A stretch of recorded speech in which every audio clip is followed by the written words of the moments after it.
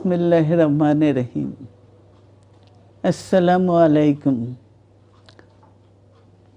দীর্ঘদিন অসুস্থ থাকার পর আপনাদের সামনে কথা বলতে পারার জন্য আল্লাহর কাছে শুকরিয়া আদায় করছি।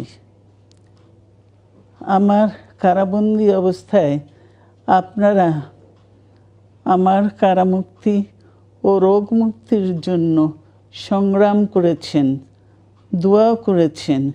সেজন্য আমি আপনাদের সকলকে ধন্যবাদ জানাচ্ছি। দীর্ঘ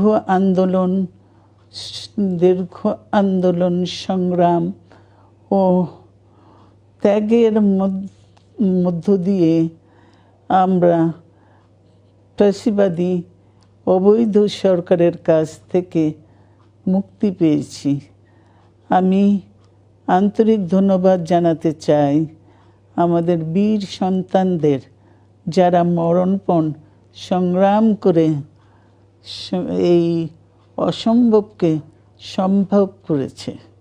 শত শত শহীদদের জানাই শ্রদ্ধা।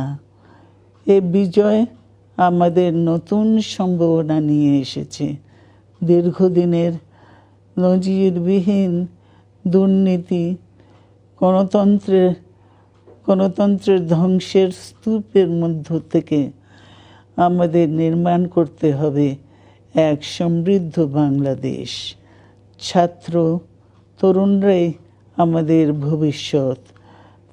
তরুণরা এই যে স্বপ্ন নিয়ে বুকের রক্ত ঢেলে দিয়েছে, সেই স্বপ্ন বাস্তবায়নে করতে মেধা, যোগ্যতা, জ্ঞান ভিত্তিক গণতান্ত্রিক বাংলাদেশ গড়ে তুলতে হবে।